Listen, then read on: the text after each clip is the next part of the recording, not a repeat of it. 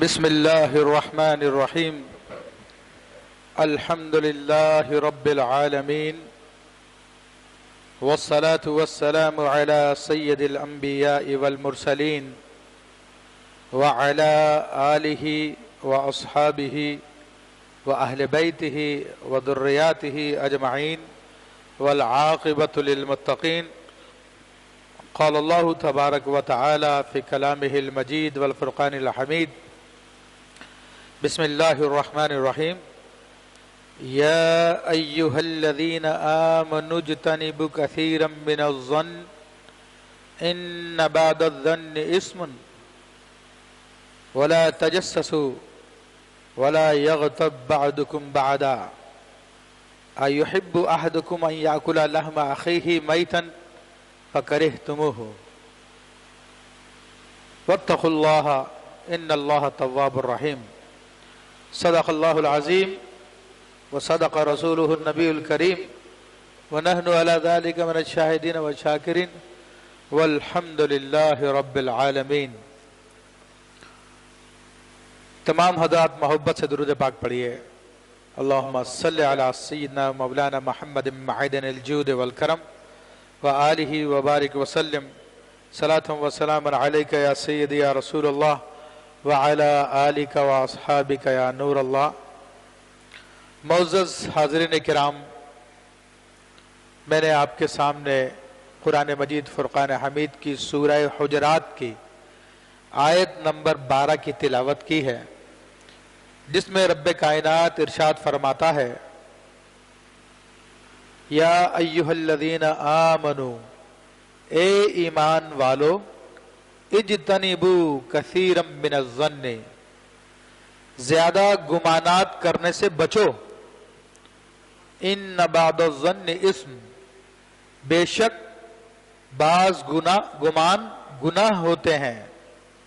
ولا تجسسوا، اور ٹوہ میں نہ رہو. ولا یغتب بعضکم بعضا، اور ایک دوسرے کی غیبتیں نہ کرو. ایحب احدکم ان یاکل لحم اخیہ میتا، کیا تم میں سے کوئی اس بات کو پسند کرتا ہے کہ اپنے مردہ بھائی کا گوشت کھائے؟ فکرہتموہ، بس تم اسے ناپسند کرو گے. فرمائے کہ واتقوا اللہ، اللہ سے ڈرو، بے شک اللہ تبارک و تعالی بہت توبہ قبول کرنے والا ہے اور رحم فرمانے والا ہے. معزز حاضرین کرام، اس آیت طیبہ میں اللہ جل شانہ نے ہمیں بہت زیادہ گمانات سے منع فرمایا، ایک دوسرے کی جاسوسیاں کرنے سے منع فرمایا، اور غیبت کرنے سے منع فرمایا، اور آخر میں پھر توبہ کا حکم فرمایا. تو غیبت ایک ایسا مرض ہے، ایک ایسی بیماری ہے جو ہمارے معاشرے میں عام ہو چکی ہے. جب بھی دو آدمی جمع ہوتے ہیں تو کسی نہ کسی کی گفتگو کرتے ہیں، تو اس کی ایسی باتیں ذکر کرتے ہیں جو اس کے سامنے کی جائے تو اسے ناپسند گزرے. کوئی بڑی مجلس ہوتی ہے، اس میں بھی اس قسم کی باتیں کی جاتی ہیں، اور ہمیں اس بات کا بھی احساس نہیں ہوتا کہ ہم لوگ غیبتیں کر رہے ہیں، جس کی وجہ سے غیبت کا ہمیں احساس نہیں ہوتا. حالانکہ غیبت ایک گناہ ہے، اور کبیرہ گناہ ہے، اور گناہوں میں سے بہت قبیح ترین گناہ ہے. اتنا قبیح گناہ ہے کہ رسول اللہ صلی اللہ تعالی علیہ وسلم نے ارشاد فرمایا: الغیبت اشد من الزنا، کہ غیبت زنا سے زیادہ بدتر گناہ ہے. لیکن ہمیں اس کا احساس نہیں ہے، ہم اس کی بنیادی تعریف بھی نہیں جانتے، اور شب و روز اس گناہ میں گرفتار رہتے ہیں. اور اس کے کیا عقوبت ہے، اس کی کیا نتائج ہیں، اس کی کیا سزا ہے، وہ انشاءاللہ میں آپ کے سامنے بیان کروں گا. تو یہ ایک معاشرتی مرض کی صورت اختیار کر چکا ہے. اس کی وجہ سے عام دنیاوی زندگی میں پھڈے فساد، رنجشیں، ایک دوسرے سے دوریاں، قطع تعلقیاں پیدا ہوتی ہیں. گھر گھر جدا ہو جاتے ہیں، گھر بکھر جاتے ہیں اس کی وجہ سے، خونی رشتہ دار ایک دوسرے سے نفرت کرنے لگ جاتے ہیں۔ سب سے پہلے ہمیں سمجھنا چاہیے کہ غیبت ہوتی کیا ہے۔ صحیح حدیث ہے، سیاستہ میں ہے، نبی کریم رؤوف الرحیم صلی اللہ تعالی وسلم ارشاد فرماتے ہیں اتدرون ما الغیبہ، آپ نے ارشاد فرمایا کیا جانتے ہو کہ غیبت کیا ہوتی ہے؟ صحابہ کرام نے اپنی عادت کے مطابق عرض کیا، اللہ عز و جل اس کا رسول صلی اللہ علیہ وسلم ہی زیادہ جانتے ہیں۔ تو آپ نے فرمایا کہ ذکرک اخاک بما یکرہ، تو اپنے بھائی کی ایسی بات ذکر کرے جس کو وہ ناپسند کرے۔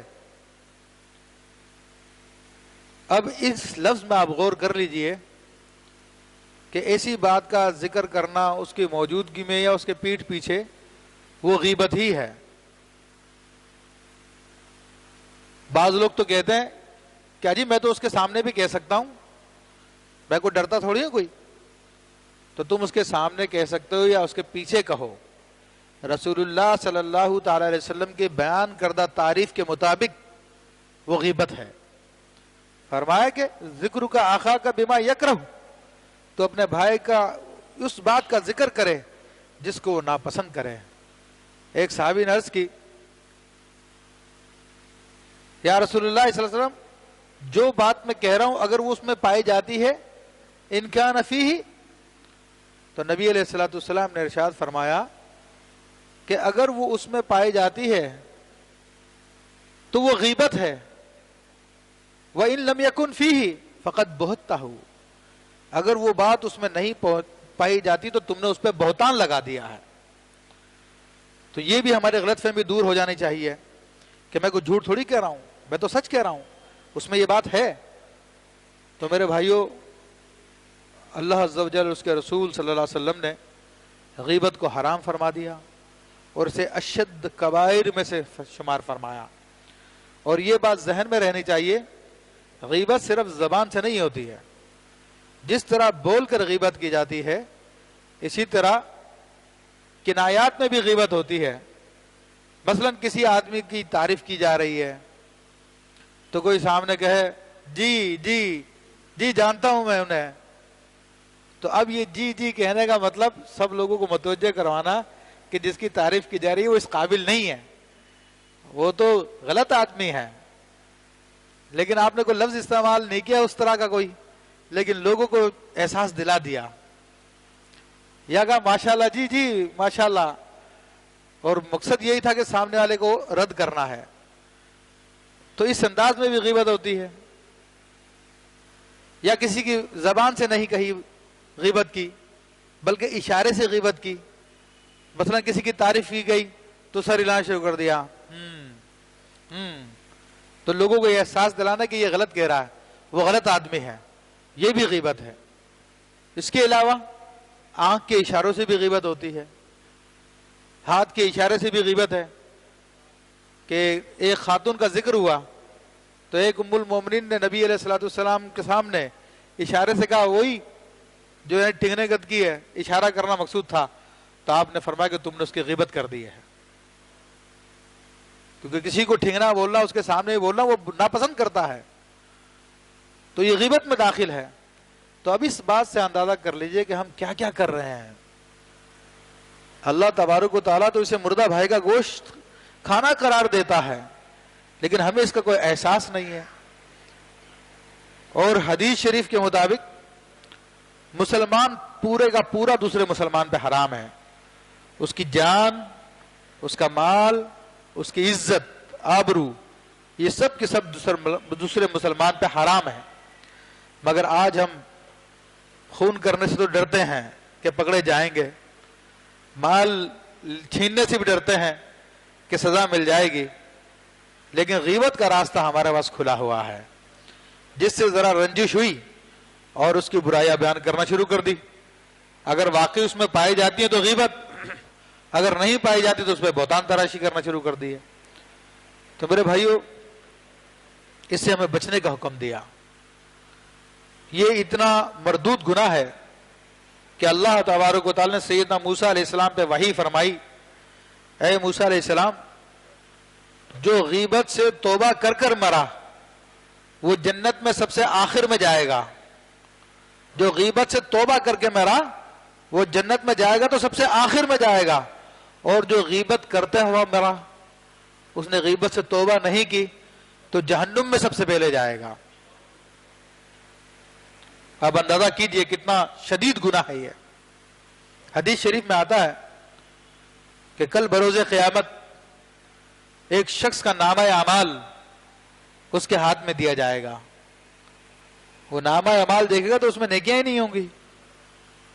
تو رب کریم کی بارگاہ میں عرض کرے گا, اے رب کریم میں نے تو فلاں فلاں فلاں نیکیاں بھی کی ہوں گی, میں نے نمازیں بھی پڑھی تھی, میں نے روزے بھی رکھے, میں نے یہ بھی کیا, میں نے وہ بھی کیا, اس نامہ اعمال میں تو مجھے نظر نہیں آ رہا. تو رب کریم ارشاد فرمائے گا کہ تیری وہ نیکیاں تیری غیبت کرنے کے سبب مٹا دی گئی ہیں. کیونکہ حدیث شریف کے مطابق غیبت کرنے والے کی نیکیاں اس شخص کے نامہ اعمال میں منتقل کر دی جاتی ہے کہ جس کی غیبت کی جا رہی ہے. اور اگر اس کی نیکیاں ختم ہو جائیں تو پھر اس کے گناہ اس پہ آنا شروع ہو جاتے ہیں.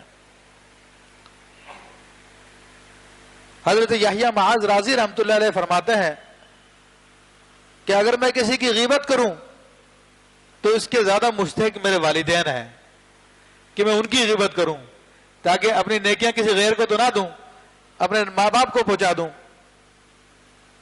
بزرگان دین رحمہ اللہ اس کی مثال بیان فرماتے ہیں کہ غیبت کرنے والے کی مثال ایسے ہی ہے جیسے کہ کسی نے توپ نصب کی ہوئی ہے.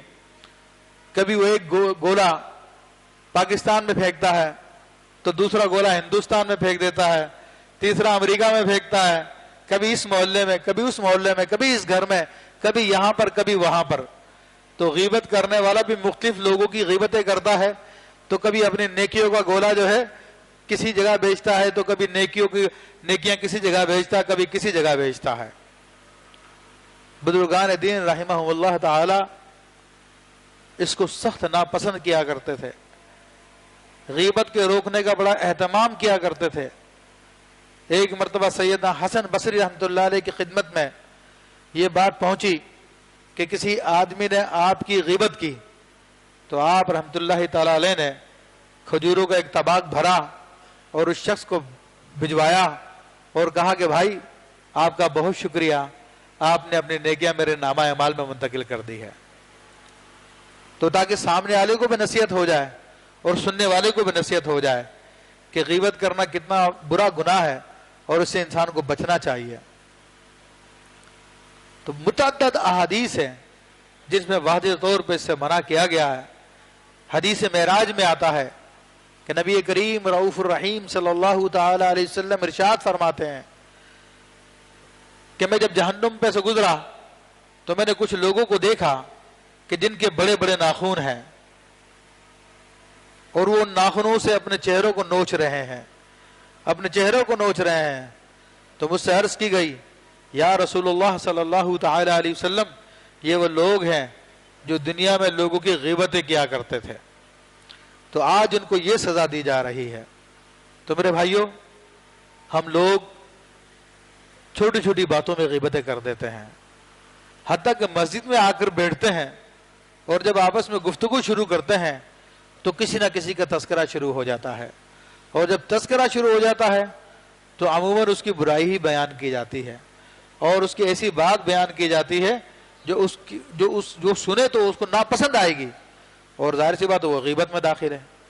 ہمارا یہ کہہ دینا جی میں اس کے منہ پہ بھی کہہ سکتا ہوں, یہ اس سے جان نہیں چھوٹے گی. غیبت آپ کے نامہ اعمال میں آ گئی, یہ کہہ دینا کہ جناب میں کوئی جھوٹ تھوڑی کہہ رہا ہوں, وہ تو ہے اس میں یہ برائی, تو اس سے بھی جان نہیں چھوڑے گی. یہ واقعی غیبت کر رہے ہیں اگر اس میں پائی جا رہی ہے, ورنہ تو پھر آپ بہتان لگا رہے ہیں. امام غزالی رحمۃ اللہ تعالی علیہ نے یہ حدیث شریف بیان کی کہ ایک مرتبہ نبی کریم صلی اللہ تعالی علیہ وسلم نے لوگوں کو روزہ رکھنے کا حکم دیا اور ارشاد فرمایا کہ مجھ سے اجازت لے کے افطار کرنا. سب نے روزہ رکھا. اب شام کا ٹائم, روزہ کا جب افطار کا ٹائم ہوا لوگ آتے گئے آپ کی خدمت میں، اجازت لیتے رہے، افطار کرتے رہے۔ پھر ایک شخص آیا اور اس نے آ کے عرض کی کہ یا رسول اللہ صلی اللہ علیہ وسلم، میری 2 بیٹیاں ہیں جوان، انہوں نے بھی روزہ رکھا ہے، تو وہ بھی افطار کی اجازت چاہتی ہیں۔ تو آپ علیہ الصلوۃ والسلام نے منہ پھیر لیا۔ پھر اس نے دوبارہ عرض کی تو آپ نے پھر منہ پھیر لیا۔ پھر اس نے تیسری مرتبہ عرض کی تو آپ علیہ الصلوۃ والسلام نے، ایک روایت کے مطابق آتا ہے کہ اچھا جاؤ یہ پیالہ لے جاؤ اور ان سے کہو کہ اس میں الٹی کریں۔ تو جب انہوں نے الٹی کی تو اس میں خون، گوشت، پیپ نکلی۔ تو نبی کریم صلی اللہ علیہ وسلم نے ارشاد فرمایا کہ یہ روزہ رکھا ان لوگوں نے کہ وہ دن بھر غیبتیں کرتی رہی ہیں، تو اس غیبت کے نتیجے میں ان کے پیٹ میں یہ مردہ کا گوشت چلا گیا۔ تو اب اندازہ کیجئے۔ ایک روایت میں یہ بھی آتا ہے کہ اللہ تبارک و تعالیٰ زیادہ گوشت کھانے والوں کو ناپسند کرتا ہے۔ تو حضرت سفیان ثوری رحمۃ اللہ علیہ سے جب پوچھا گیا، بڑے محدث ہیں، کہ اس حدیث کا کیا مطلب ہے، تو آپ نے فرمایا کہ اس سے مراد یہ جو لوگوں کی زیادہ غیبتیں کرتے ہیں۔ یہ عام گوشت کھانا برا نہیں ہے، بلکہ غیبتیں کر کر کے مردہ بھائی کا گوشت کھانا ہے، وہ زیادہ برا ہے۔ اور بزرگان دین رحمہم اللہ اس کا کس قدر اہتمام کیا کرتے تھے۔ حضرت سیدنا جنید بغدادی رحمۃ اللہ تعالی علیہ ارشاد فرماتے ہیں کہ بغداد میں کسی کی نماز جنازہ تھی، میں بھی نماز جنازہ میں پہنچا، لوگ بھی انتظار کر رہے تھے سب باندھ کر۔ تو ایسے میں اچانک میری نظر ایک شخص پہ پڑی کہ جس نے احرام پہنا ہوا تھا۔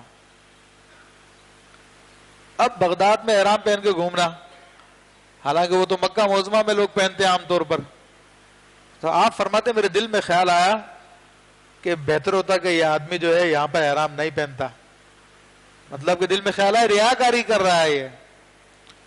تو آپ فرماتے نماز جنازہ پڑھ لی ہم نے، اس کے بعد پڑھ کر جو ہے میں چلا گیا۔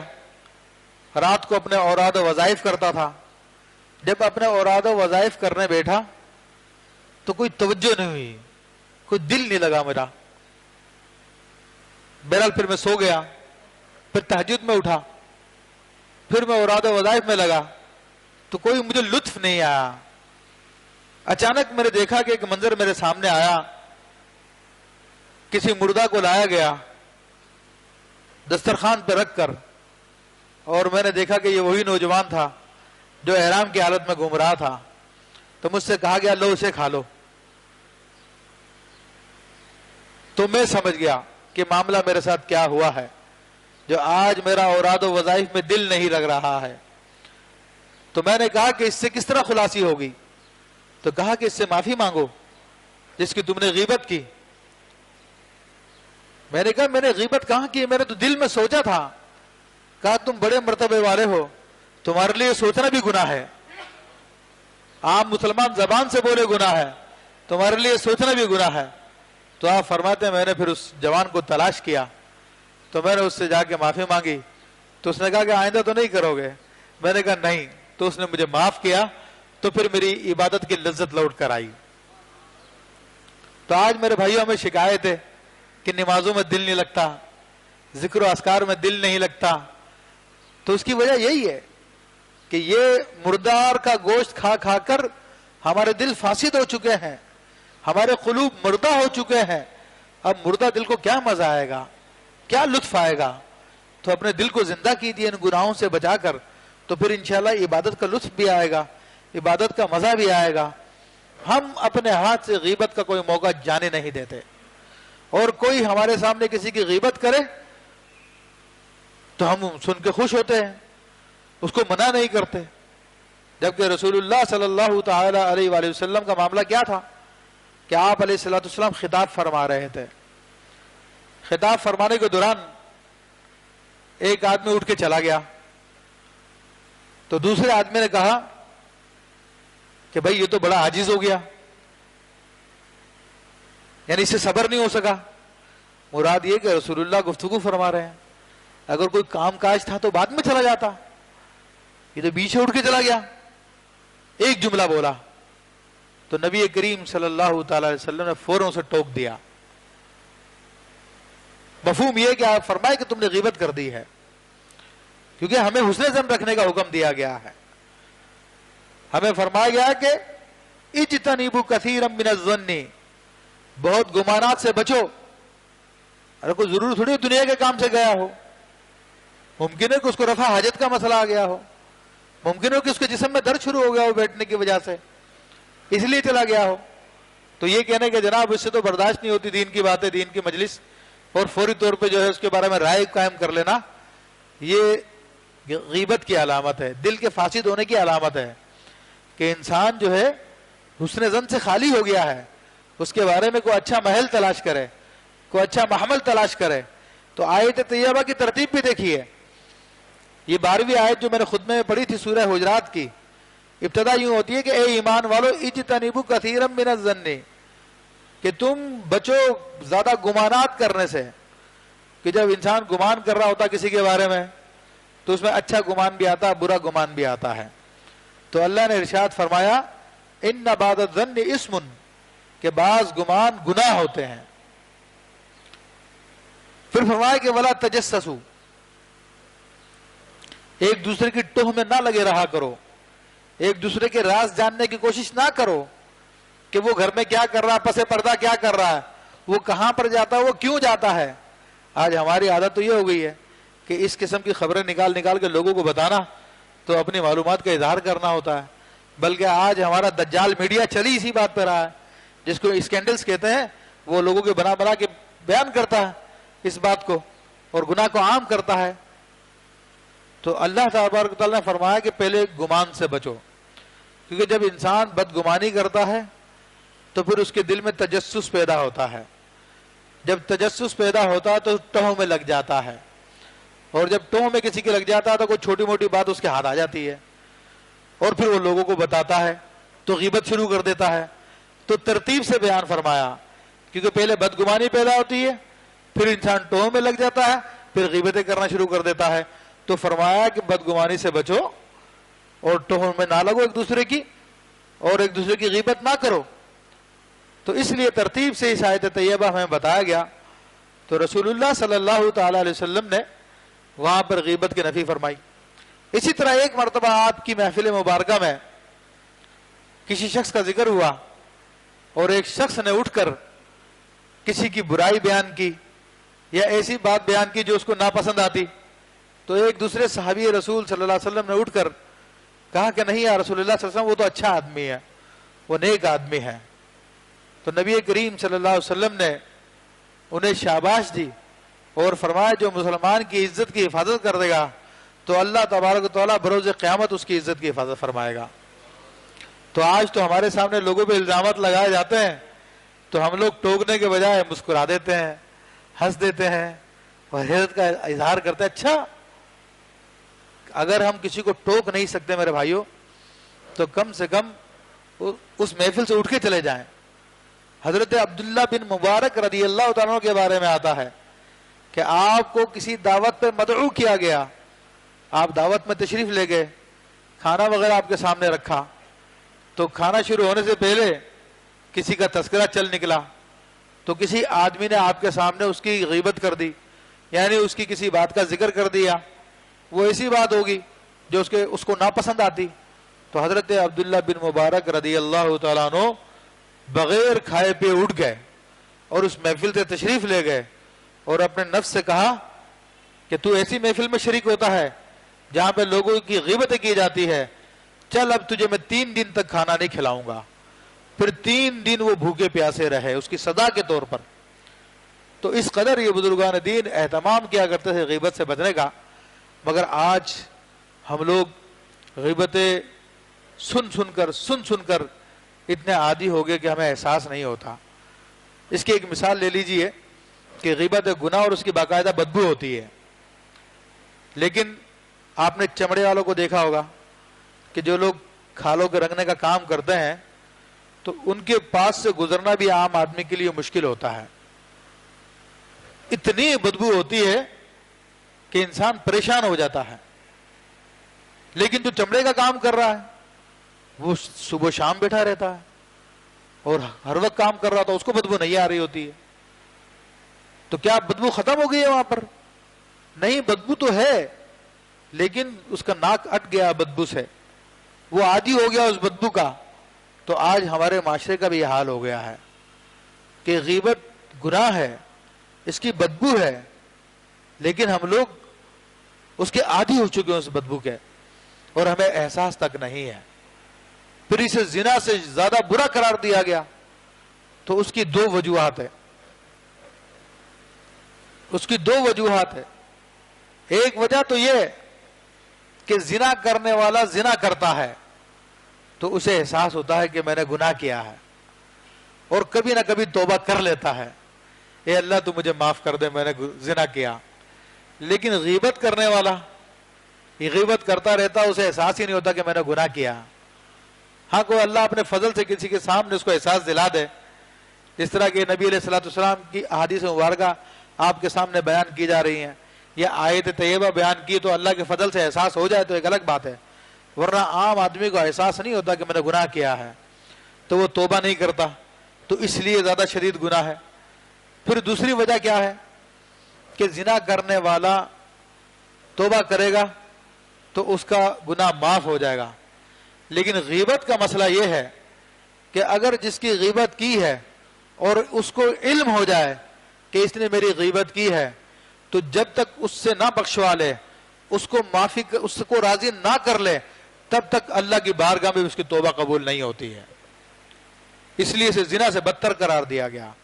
ہاں، البتہ اگر اس کو اطلاع نہ ملے تو پھر بعض علماء فرماتے ہیں کہ خود بھی توبہ کر لے گا، اس سے معافی مانگے بغیر بھی، تو بھی اس کی توبہ قبول ہو جائے گی۔ تو اس لیے اسے یہ فرمایا گا۔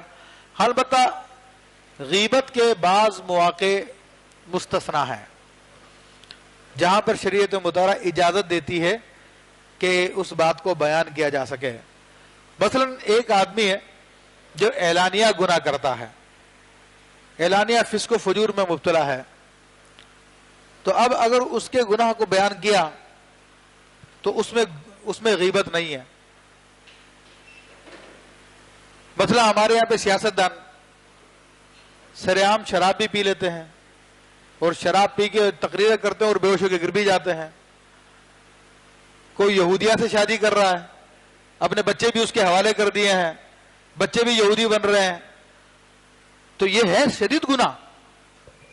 اگر ان باتوں کو بیان کیا جائے، یا چور بازاری لگا رکھی ہے، سر عام بے ایمانیاں کر رہے ہیں، لوگوں کا حقوق غصب کر رہے ہیں، لوگ بھوک و افلاس کی وجہ سے مرے جا رہے ہیں، مائیں اپنے بچوں کو بیچنے کے لیے روڈوں پہ آ گئی ہیں، غریب لوگ چوری ڈاکے پہ مجبور ہو چکے ہیں، نوجوان بے روزگاری کی وجہ سے چھینا جھپٹی میں لگ گئے ہیں، تو ان ظالم و جابر سیاستدانوں کے بارے میں کہا جائے تو یہ غیبت نہیں ہے۔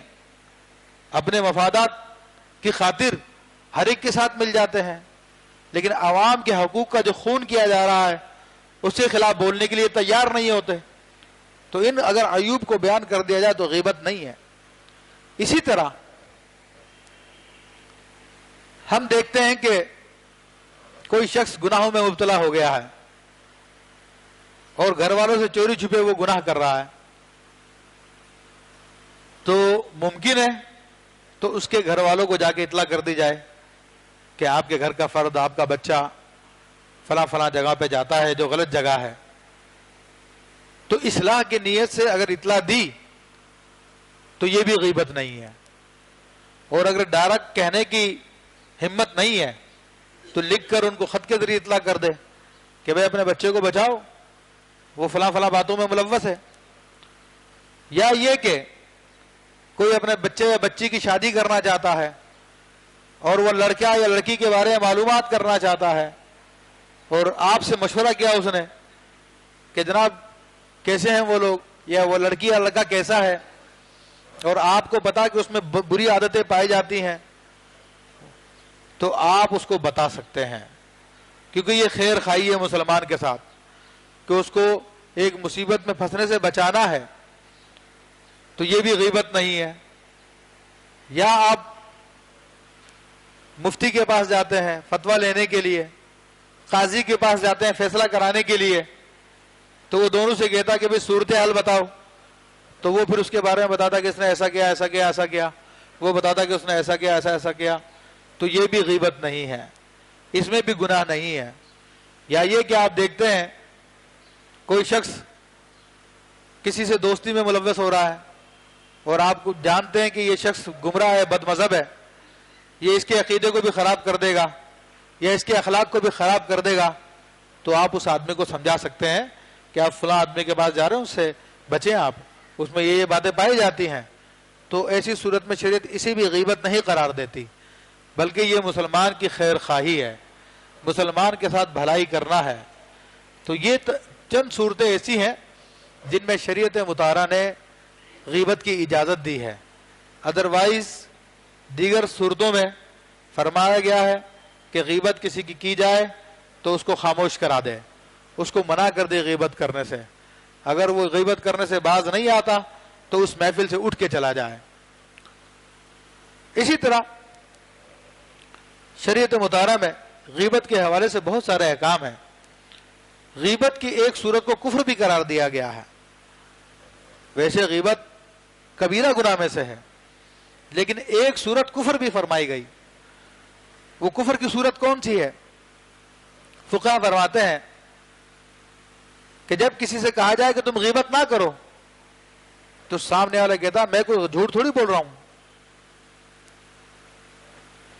تو اب یہ شخص کافر ہو جائے گا، فقہا کرام فرماتے ہیں، کیونکہ غیبت اللہ تبارک و تعالیٰ نے قرآن میں اس سے منع فرمایا، نبی علیہ الصلوۃ والسلام کی احادیث میں اس سے منع فرمایا گیا، اور یہ دیدہ دلیل سے کہہ رہا ہے کہ میں کوئی غلط تھوڑی کر رہا ہوں، میں تو صحیح کر رہا ہوں۔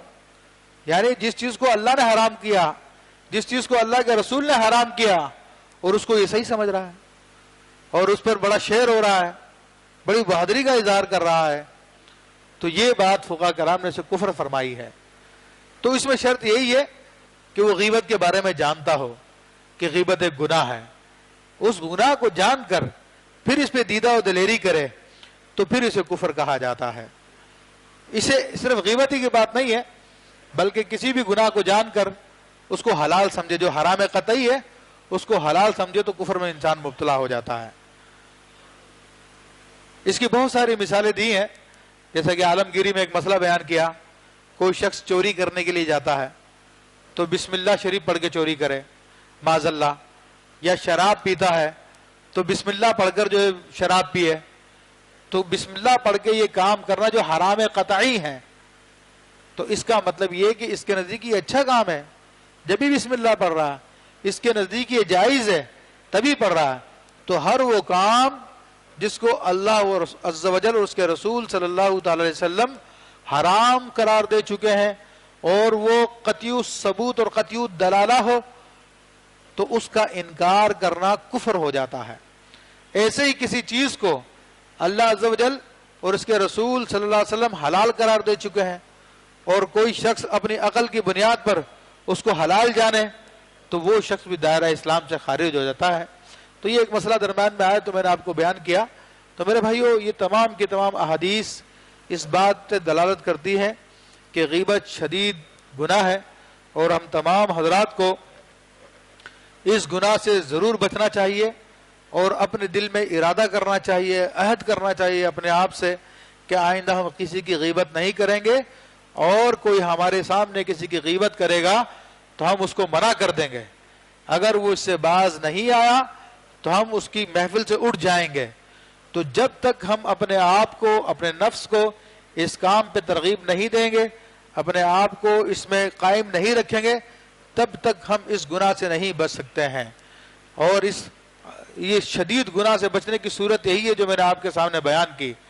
اللہ تبارک و تعالیٰ سے میں دعا کرتا ہوں کہ اللہ تبارک و تعالیٰ مجھے بھی اور آپ کو بھی تمام گناہوں سے محفوظ فرمائے اور ان لوگوں کے راستے پہ چلائے جن پہ اس کا انعام نازل ہوا ہے۔